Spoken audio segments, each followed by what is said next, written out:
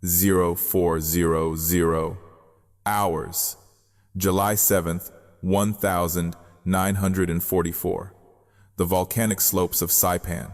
Lieutenant Frank Tachovsky lies prone in the mud, staring through the fogged glass of an 8-power Untertuttle scope. He is 2 miles ahead of the main American line, leading a platoon that officially shouldn't exist. They are the 40 Thieves, a rogue unit of brig rats and brawlers armed with stolen bolt-action rifles.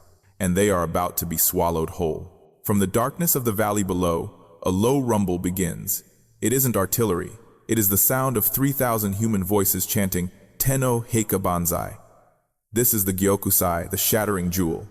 General Saito has emptied his field hospitals. Soldiers with missing limbs, civilians armed with sharpened bamboo spears, and the crutch brigade of walking wounded are surging up the hill in a suicidal mass. They are drunk on sake and desperate for death.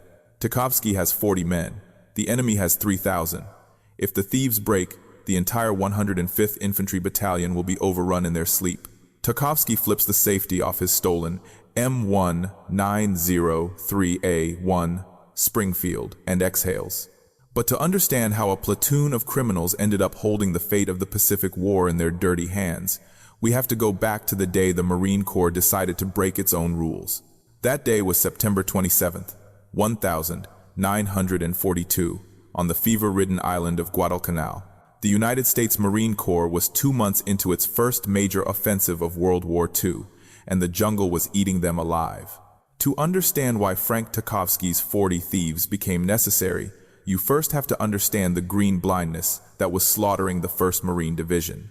At 0900 hours, Colonel William Whaling stood at the muddy edge of Henderson Field, watching a patrol from the 5th Marines return from the tree line. They had left with 12 men. They returned with 4. The survivors didn't look like soldiers. They looked like ghosts, their eyes hollowed out by a terror that standard infantry training had no name for. This was the meat grinder. In just 3 weeks, 17 Marine patrols had been wiped out, not defeated, erased. The problem wasn't a lack of courage. The problem was a fatal flaw in American military doctrine. In 1942, the Marine Corps was training its men for a stand-up fight, a European style of warfare where 2 armies lined up and exchanged fire until the side with the most lead in the air won. They were drilled in linear squad tactics. 12 men moving in a column, relying on overwhelming firepower from the Browning automatic rifle, BAR, and the M1919 machine gun. But on Guadalcanal, the geometry of warfare had inverted. The Japanese Imperial Army didn't fight lines. They fought the environment. They understood that in the triple canopy rainforest, visibility wasn't measured in miles or yards. It was measured in feet, sometimes inches. Japanese soldiers wore split-toed tabi boots with rubber soles that allowed them to feel the terrain and move silently over dry twigs. They wrapped their gear in burlap to dampen sound. They tied foliage to their helmets and waded in spider holes, camouflaged pits dug perfectly flush with the jungle floor, letting the point man walk right over them before shooting the squad leader in the back. American doctrine called for aggressive patrolling. So, young lieutenants, fresh out of Quantico, would march their squads into the green wall. They were loud. Their standard-issue boondockers, leather field boots, crunched on the coral rock. Their canteens were metal, hanging on metal hooks that clinked with every step. Their rifles, the heavy semi-automatic M1 Garands and BARs, rattled against their webbing. To the Japanese defenders, an American patrol sounded like a marching band. Whaling watched the stretcher-bearers run past him. He saw the pattern that the bureaucracy in Washington couldn't see from their desks. The Marines were walking into what tacticians call the sniper's dilemma. A Marine patrol would move forward, hacking through vines with machetes. Suddenly, a single shot would ring out the crack thump of a Japanese Arisaka, Type 99. The patrol would freeze. They would scan the trees, looking for a target, but there was nothing, just a wall of green. Then the machine guns would open up from the flanks. The Marines would return fire, pouring thousands of rounds into the jungle, shredding leaves and wood, but hitting nothing. You cannot kill what you cannot see. By the time the Americans reorganized, the Japanese had vanished, slipping away through tunnel networks like smoke. The patrol would drag its dead back to the airfield, having gained 0 intelligence and lost a third of its strength. The psychological toll was catastrophic. Men were terrified to enter the jungle. The green blindness was paralyzing the division. Most senior officers blamed the men. They shouted for more discipline, more aggression, more firepower. They believed that if you just threw enough high explosives into the grid square, the problem would go away. But Colonel William Whaling was different. Whaling was an outlier in the officer corps. He was a veteran of the trenches of World War I and the Banana Wars in Nicaragua, but more importantly, he was a competitive shooter who had won a Silver Star. He approached war not as a brute force equation, but as a ballistics problem. He didn't see cowardice in the returning patrols. He saw a mechanical failure. 2 days earlier, Whaling had been relieved of his duties as executive officer of the 5th Marines. The official reason was personality conflicts with his superior. In the rigid hierarchy of the Corps, Whaling was a problem. He asked too many questions. He spent too much time in the dirt and not enough time in the command tent. But being relieved of command turned out to be the most dangerous thing that could have happened to the Japanese Empire. It gave Whaling free time. He spent 3 days doing nothing but watching. He stood by the trailheads, counting the cadence of the boots, listening to the rattle of the gear. He interviewed the survivors, asking them strange questions. How close were you when you were hit? Did you see the muzzle flash? What did you hear before the shot? The data was horrifyingly consistent. The Japanese were engaging at less than 20 yards. The Americans were carrying 60 pounds of gear designed for open warfare, making them slow, loud, and blind. Whaling realized that the Marine Corps was trying to fight a phantom with a sledgehammer. The Japanese owned the jungle because they were part of it. To defeat them, the Marines didn't need more machine guns. They didn't need more artillery. They needed to devolve. He walked into General Alexander Vandergrift's tent on September 29th with a proposal that bordered on heresy. He told the general that the standard infantry squad was obsolete in this environment. He proposed stripping the most skilled marksmen out of their units, stealing the best talent from the line companies, and forming a unit that operated with zero oversight. He wanted to create a platoon of scout snipers. But Whaling wasn't just suggesting a new unit. He was suggesting a new philosophy. He wanted to strip these men of their heavy boots, their metal canteens, and their helmets. He wanted to take away the comfort of the chain of command. No officers telling them where to step, no sergeants screaming orders. Just small teams of 2 or 3 men, dissolving into the jungle for days at a time, hunting the Japanese the way a wolf hunts a deer. The general looked at the casualty reports on his desk. The division was bleeding to death. The standard way was failing. Vandergrift looked up at Whaling and gave him the green light. Whaling had the authority, but he didn't have the men. He didn't need soldiers who could march in a straight line. He needed men who had grown up poaching deer in the Appalachians, men who knew how to freeze when a twig snapped, men who possessed a specific predatory aggression. He found his prototype in a young, rebellious lieutenant named Frank Tachovsky, and together they were about to rewrite the book on jungle warfare, one stolen rifle at a time. To rewrite that book, Colonel Whaling had to unlearn everything the Marine Corps had taught him about being an officer, and remember everything he had learned about being a competitor. Before the war, William Whaling wasn't just a career soldier. He was a world-class marksman. In 1924, he had represented the United States at the Paris Olympics. He understood the physics of a bullet in flight better than anyone in the Pacific Theater. But more importantly, he understood the psychology of the shooter. Whaling knew that standard Marine marksmanship training was designing men for failure. On the rifle ranges of Paris Island, a Marine lay prone on manicured grass, wrapped in a leather shooting jacket, breathing calmly and firing at a high-contrast black and white bullseye that sat perfectly still at 300 yards. But the Japanese soldier was not a high-contrast bullseye. He was a flicker of movement in the shadows. He didn't sit still, and he shot back. Whaling realized the Corps was mass-producing target shooters, men who could drill a hole in paper but froze when the target was a human face obscured by bamboo. He needed to strip the soldier out of the man and replace him with a hunter. His solution was radical. He set up an improvised schoolhouse right behind the front lines on Guadalcanal. He didn't drill marching. He drilled stalking. The final exam was simple and infuriating. A student had to move 100 yards through dry brush and enter a firing position without Whaling standing, with his back turned, hearing a single sound. If Whaling heard a twig snap or a canteen clink, the student failed. Most men failed. But the ones who passed were a new breed. They learned to roll their feet to absorb the crunch of dead leaves. They learned to tape down their dog tags. They became the Whaling Group, a prototype unit that proved the concept worked. But a doctrine is just a theory until a warrior picks it up and gets it dirty. 2 years later, as the war moved toward the fortress island of Saipan, whaling's theories found their ultimate practitioner in First Lieutenant Frank Tachovsky. If whaling was the precise Olympian, Tachovsky was the street fighter. He was the contractor who would take whaling's elegant theory and forge it into a weapon of brutal efficiency. In 1944, Tachovsky was tasked with forming a scout sniper platoon for the 6th Marine Regiment. But unlike whaling, who looked for outdoorsmen, Tachovsky looked for trouble. He didn't go to the rifle range to recruit. He went to the brig. Tachovsky understood something about human nature that the manual missed. In the rigid hierarchy of the Marine Corps, a good Marine was one who followed orders without question.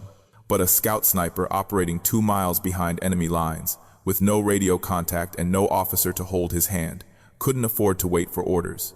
He had to be capable of independent, violent initiative. Tachovsky reasoned that the men who ended up in the brig, the brawlers, the insubordinates, the guys who punched MPs possessed a vital trait.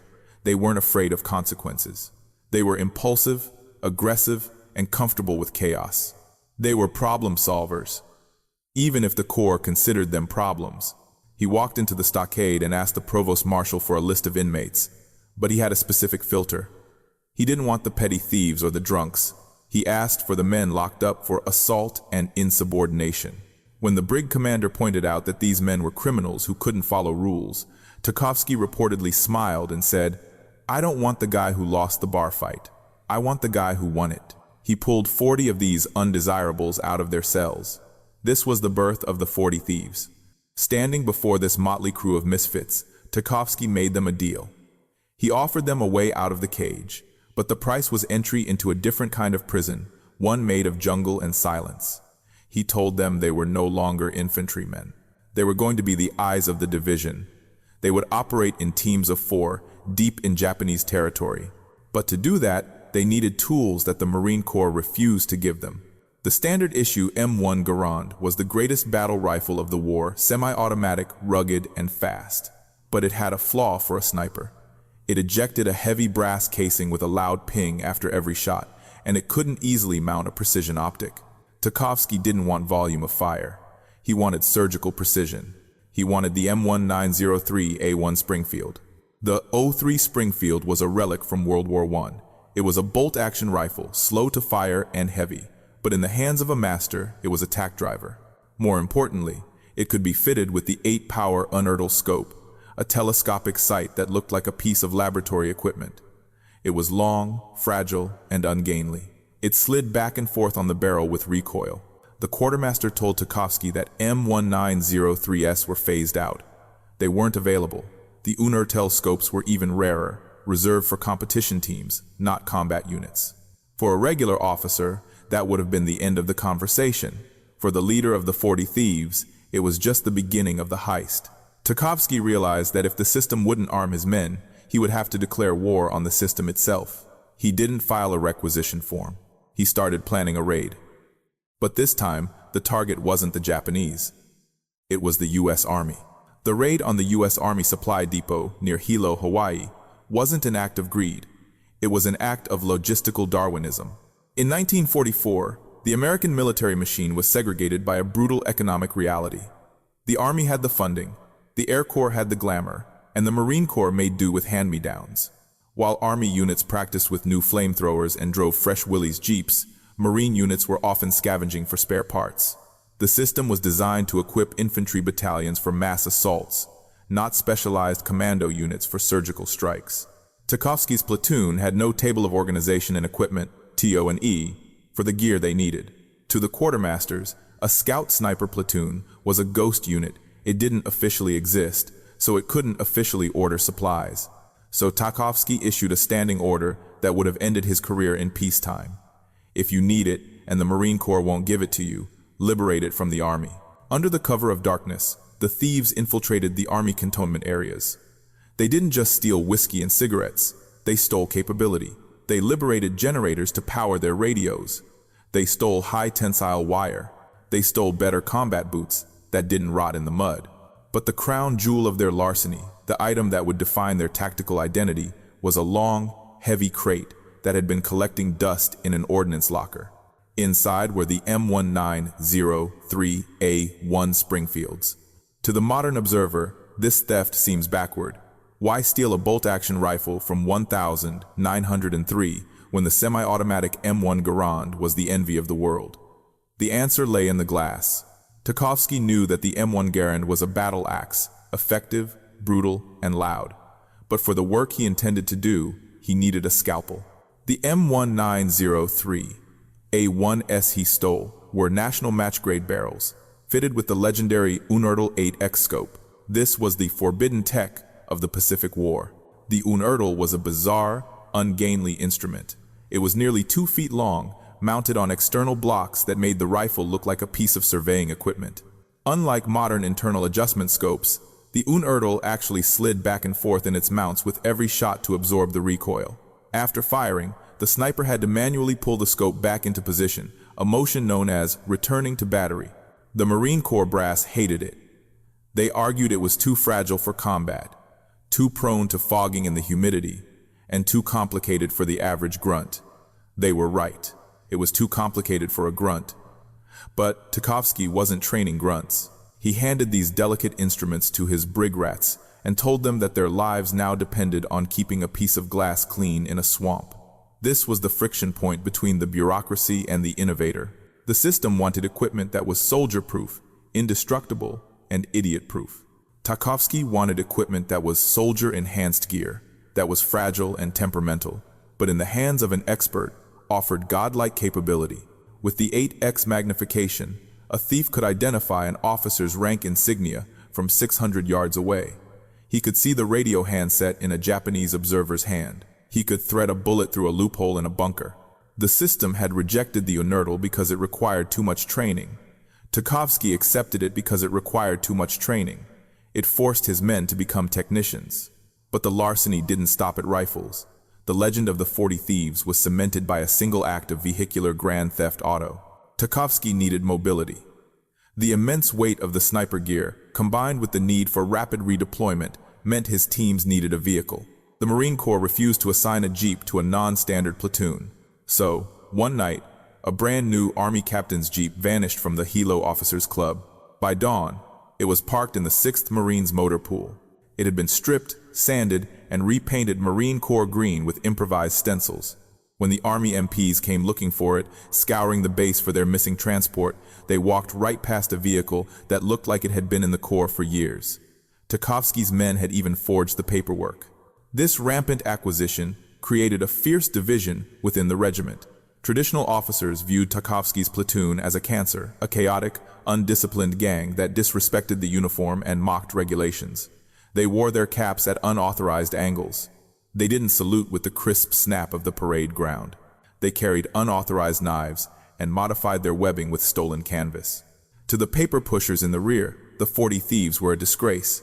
They petitioned Colonel James Risley, the regimental commander, to disband the unit and return the men to the brig where they belonged. But Risley, like Whaling, understood the green blindness. He saw that while these men looked like pirates, they drilled like surgeons.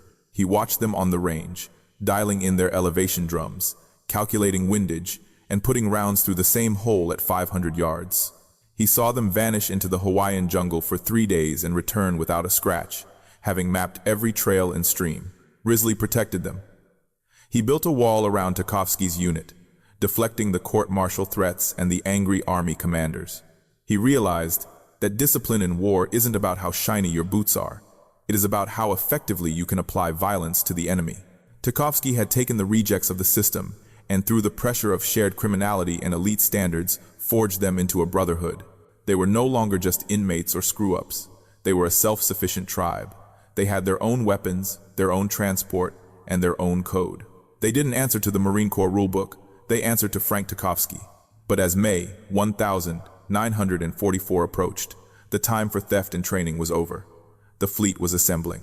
The target was Saipan, a fortress island defended by 30,000 Japanese troops who had spent years digging into the volcanic rock. The thieves had their stolen rifles and their painted jeep, but they had never fired a shot in anger as a unit. The system believed they would break under the pressure of real combat. Tachovsky was about to lead his pirates into the most complex and lethal battlefield of the Pacific War, where the penalty for failure wasn't a return to the brig, it was a shallow grave in the volcanic ash. That shallow grave seemed inevitable on the morning of June 15th, 1944, as the first wave of Amtraks churned toward the reef of Saipan. The invasion plan called for a storm landing, a massive frontal assault to seize the beaches of Charan Kanoa. As the ramps dropped, the 2nd and 4th Marine Divisions walked into a wall of pre-registered artillery fire. Mortars and 75mm pack howitzers pulverized the sand, turning the landing zones into slaughterhouses. But while the line infantry fought and died for every inch of the beachhead, Frank Tachovsky's 40 thieves were already gone. They didn't dig in. They didn't wait for orders. They slipped through the chaos of the landing zone, moving past the burning Amtraks and the screaming wounded, and vanished into the tree line. Their objective was the spine of the island, Mount Tapashao. Rising 1,555 feet above sea level, Tapashao wasn't just a mountain, it was the central nervous system of the Japanese defense. From its peak, Japanese observers could direct artillery fire onto any point of the island. The system, the divisional planners had drawn lines on a map indicating a slow, methodical advance toward the summit. They expected the infantry to fight their way up the slopes over a period of weeks. Tachovsky intended to be there in hours. As the platoon moved inland, the terrain shifted from sandy beaches to a suffocating maze of ravines, limestone caves, and dense sugarcane fields. This was the green blindness all over again, the same nightmare that had paralyzed the patrols on Guadalcanal. But this time, the Marines weren't walking blindly into the kill zone. They were bringing the kill zone with them. Tachovsky deployed his men in a parallel column formation, a tactical innovation that turned the standard patrol structure inside out. Instead of walking in a single file line directly on the trail, which made for an easy ambush target, the thieves fanned out into the jungle on either side of the trail, moving parallel to it, but remaining hidden in the brush. They became a moving box of invisible eyes. When Japanese ambush teams set up machine gun nests covering the trail, waiting for the noisy American infantry to walk into their sights, they found themselves suddenly flanked by ghosts. The first engagement wasn't a firefight. It was an execution. A scout sniper team, moving silently through the cane fields, spotted a Japanese observation post overlooking the beach. 3 officers were huddled around a battery commander's telescope, calling down mortar fire on the Marines below. In a standard unit, a private would have opened up with a BAR, spraying the area and hoping for a hit. The thief on point settled into a sitting position. He wrapped his left arm into the leather sling of his stolen M1903A1 Springfield, creating a tension structure as stable as a tripod. He flipped up the lens caps of the 8-power unertl scope. Through the glass, the world dissolved. The chaotic noise of the beach faded. The view narrowed to a circle of magnified light. The sniper could see the sweat on the Japanese officer's neck. He could see the humidity shimmering off the jungle floor. He didn't aim for the center of mass. He aimed for the head. He squeezed the trigger. The rifle bucked, and the long unertl scope slid backward in its mounts, absorbing the recoil. The shot was a singular, sharp crack that was immediately swallowed by the jungle. 200 yards away, the Japanese officer collapsed, his radio handset dangling by its cord. The other 2 Japanese soldiers froze, scanning the jungle for a muzzle flash that wasn't there. Before they could raise their rifles, the bolt of the Springfield had been cycled. Clack, clack, another round chambered, another crack. Within 10 seconds, the observation post was silent. The mortar fire on the beach below stopped. The Japanese never knew who killed them. This was the sniper's dilemma inflicted on the enemy. For the first time in the Pacific War, the Japanese defenders felt the psychological terror of being hunted in their own backyard. They were used to fighting loud, aggressive Americans who announced their presence with artillery barrages. They didn't know how to fight silence.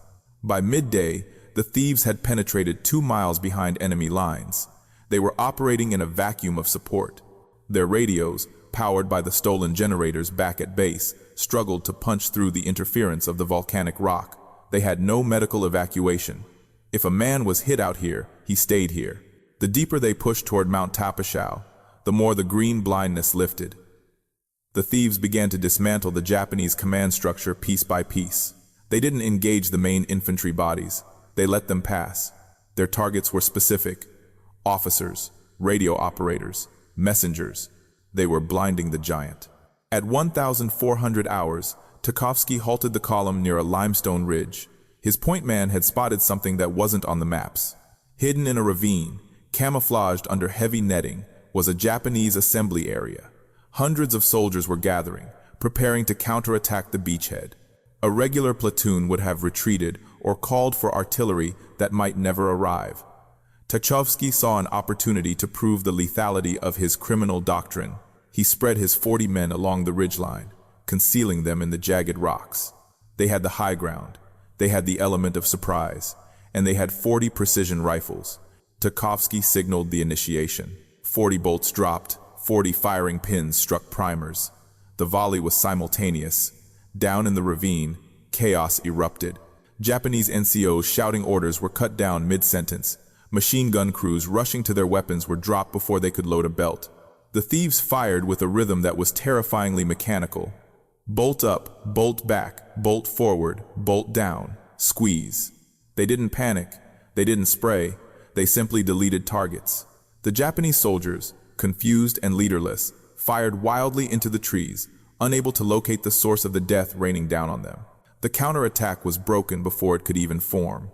The enemy unit dissolved, scattering into the caves to escape the invisible marksmen. As the sun set over Saipan on that first day, the 40 thieves melted back into the shadows. They hadn't lost a single man. They had secured the flank of the entire invasion force, not by overwhelming firepower, but by surgical violence. But as they dug in for the night on the slopes of Mount Tapashao, watching the fires burn down in the harbor, Tachovsky knew this was just the opening move.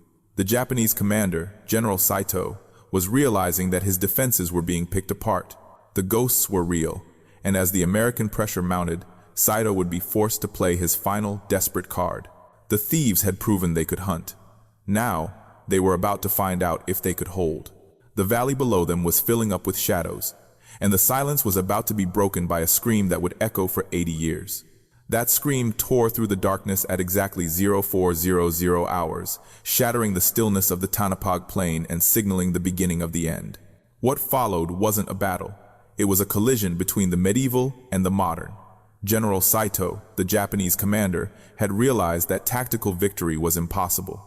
His supply lines were cut, his artillery was destroyed, and his communications were severed by the very men waiting in the shadows above.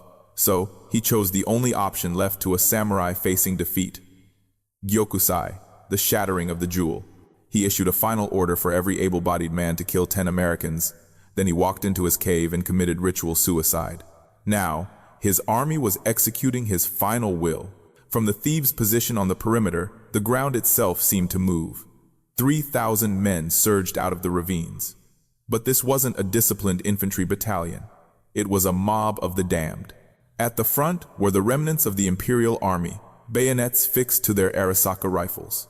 Behind them came the walking wounded from the field hospitals, men with gangrenous limbs, head bandages, and makeshift crutches, hobbling forward to die. Behind them were civilians armed with sharpened bamboo spears and rocks. They were fueled by the last of the sake supply and a collective death wish, chanting Tenno Heika Banzai, long live the Emperor, as they sprinted toward the American lines. Frank Tachovsky's platoon was the tripwire. The 40 thieves were positioned in a thin line forward of the 105th Infantry Regiment. They were the first to see the wave, and for a split second, the sheer psychological weight of the sight froze them. It was a scene from a nightmare. Thousands of shadowy figures emerging from the fog, screaming, running with a terrifying lack of self-preservation. Then, the criminal instinct took over. The instinct that Tachovsky had recruited them for the ability to act without orders kicked in. Open fire. The volley from the stolen M1903A1 Springfields was instantaneous. At this range, the 8-power Unertio scopes were almost a liability, their field of view too narrow to track the sprinting targets. The thieves stopped looking through the glass and started looking over the barrel, working the bolts with frantic speed. Bang, click-clack, bang, click-clack. The disciplined sniping of the previous days evaporated. This was now a rate-of-fire contest. The heavy barrels of the Springfields, designed for slow, precision shooting, began to heat up. Within minutes, the wood of the stocks was smoking, the oil on the receivers sizzling as the steel expanded. But the thieves didn't stop. They poured fire into the center of the mass, dropping the leaders, shattering the first rank of the charge. But for every Japanese soldier they dropped, 3 more stepped over the body. The green blindness was gone, replaced by a red dawn of overwhelming violence. The Japanese weren't using cover. They were absorbing bullets. They crashed into the Marine lines with the force of a tsunami. The distance closed to 0. The battle devolved into hand-to-hand combat. This was where the brig rats proved their worth. A standard soldier, trained to rely on his officer, might have broken. He might have waited for the order to retreat. But the thieves were street fighters. They didn't wait. They adapted. When the rifles ran dry or jammed from the heat, they swung them like clubs. They used the stolen knives they had sharpened in the brig. They fought with entrenching tools and fists. Tachovsky, realizing his position was about to be swallowed, ordered a fighting withdrawal. They didn't run. They fell back by inches, trading space for blood, keeping up a continuous stream of fire that broke the momentum of the assault. Their resistance bought the critical seconds needed for the main line of resistance to wake up. Behind them, the machine gunners of the 105th Infantry were frantically traversing their water-cooled M1903A1 The thieves filtered through the friendly lines, shouting warnings, clearing the lanes of fire. Then the heavy machine guns opened up. The sound was a continuous, ripping canvas of noise. The 30 caliber rounds tore into the Banzai wave, cutting down rows of men like a scythe through wheat. The Japanese charge, stalled by the thieves' ferocity, slammed into a wall of lead. The attack that was meant to sweep the Marines into the sea began to pile up in heaps of dead and dying men just yards from the American foxholes. The slaughter lasted for hours. As the sun rose over Saipan, the true scale of the carnage became visible. The valley was carpeted with bodies. Over 4,300 Japanese lay dead in front of the Marine positions. The Tanapag Plain had turned into a slaughterhouse. The 105th Infantry had taken heavy casualties, over 400 men killed or wounded, but the line had held. The Banzai charge, the largest of the entire Pacific War, had failed. Tachovsky walked among his men as the smoke cleared. They were battered, covered in mud and blood that wasn't always their own. Their stolen uniforms were torn, their faces blackened by powder burns. But they were alive, and more importantly, they were vindicated. The system, the officers who had called them criminals, the bureaucrats who had denied them equipment, the commanders who wanted them disbanded could say nothing now. The 40 thieves had done what the manual said was impossible. They had operated deep behind enemy lines, disrupted the enemy's command structure, and then stood their ground against a human wave. They had proven that the forbidden trick wasn't a trick at all. It was the future of warfare. General Holland "Howlin' Mad" Smith, the commander of the invasion force, toured the battlefield later that day. He saw the devastation.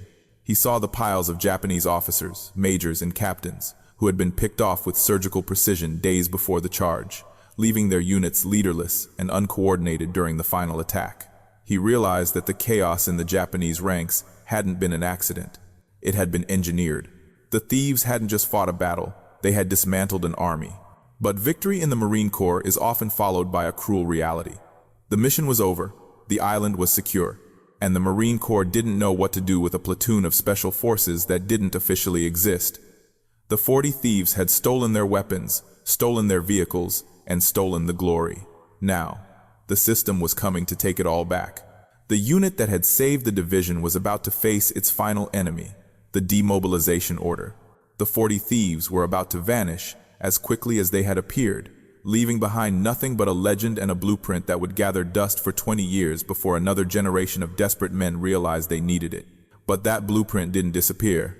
It just went underground, buried deep in the Marine Corps archives alongside the service records of men the institution tried to forget. In October 1944, less than 4 months after saving the division on Saipan, the 40 thieves were officially disbanded. The High Command, now preparing for the massive conventional battles of Iwo Jima and Okinawa, decided that specialized units were a luxury the Corps could no longer afford. The logic was brutally bureaucratic. A scout sniper was too valuable to risk behind enemy lines, yet too specialized to use in a line company. So, the system solved the problem by destroying the unit.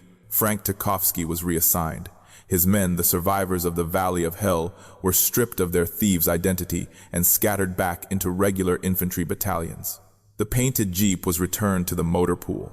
The stolen generators were abandoned, and the rifles, those magnificent, stolen M1903A1 Springfields with their fragile 8-power unital scopes, were crated up and shipped back to ordnance depots, labeled as obsolete. To the casual historian, this looks like the end of the story. A rebellious experiment that worked for a moment, then was crushed by the weight of standard doctrine. But the forbidden tech of the 40 Thieves was too effective to stay dead.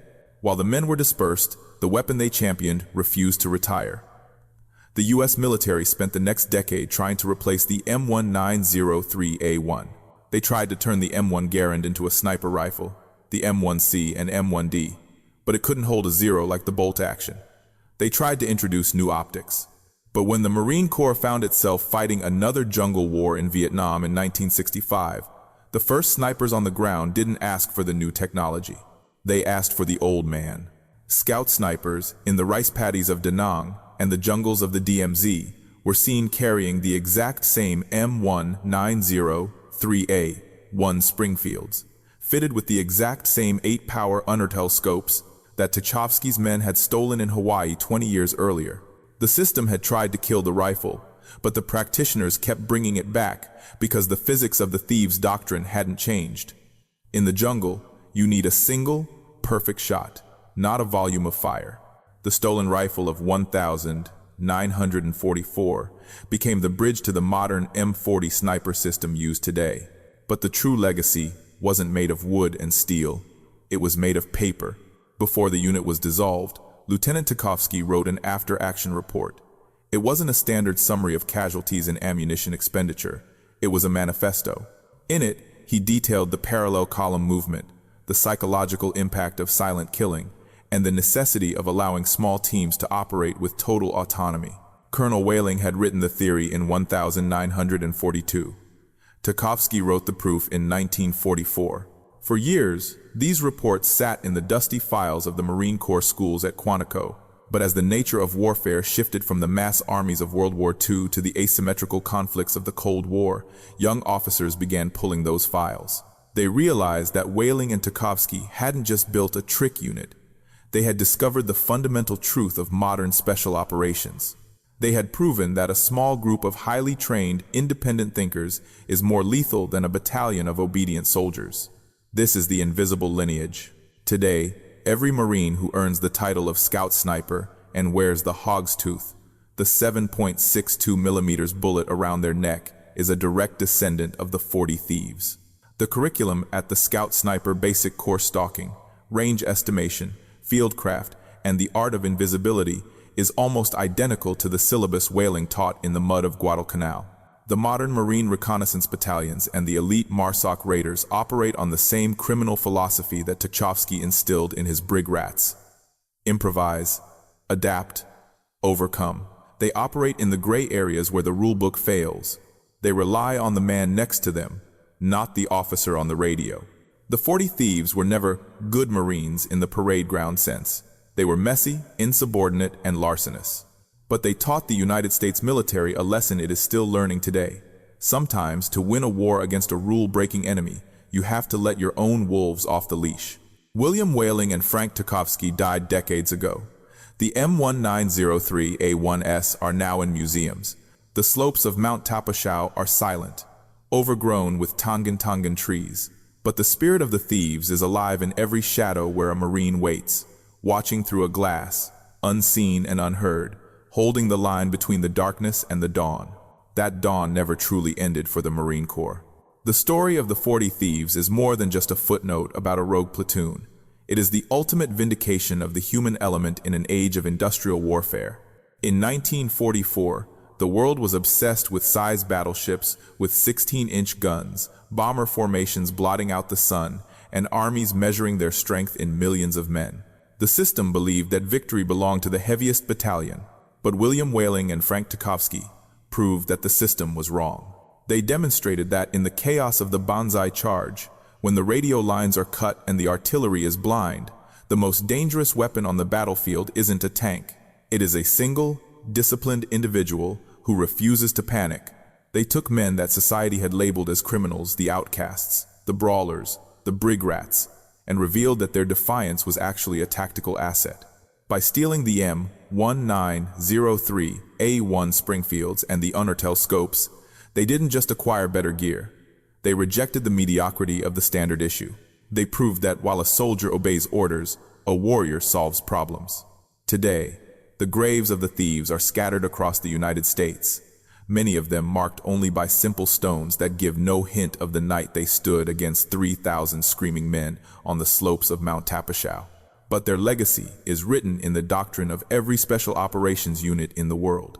They taught us that true innovation often looks like rebellion, and that sometimes you have to break the rules to save the mission. If you believe that history is defined not by the generals in the rear, but by the men in the mud who dare to think differently, then you are in the right place. We are building a library of the forgotten, the rebellious, and the brave. If this story of the 40 thieves earned your respect, do your part to keep it alive. Hit that like button not for the algorithm, but as a salute to the men of the 6th Marines. Subscribe and turn on notifications so that these lessons aren't lost to the silence of the archives. Share this video with someone who needs to understand that the deadliest weapon is the mind.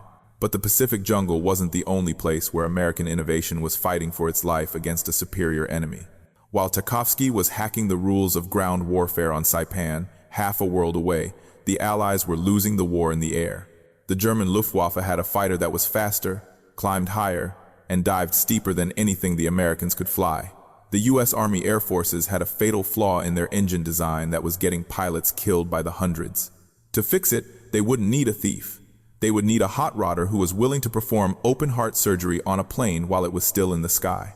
Next time, we leave the mud for the clouds to tell the story of the Mustang savior and the mechanic who turned a failing airframe into the angel of death that broke the back of the Luftwaffe. Dismissed.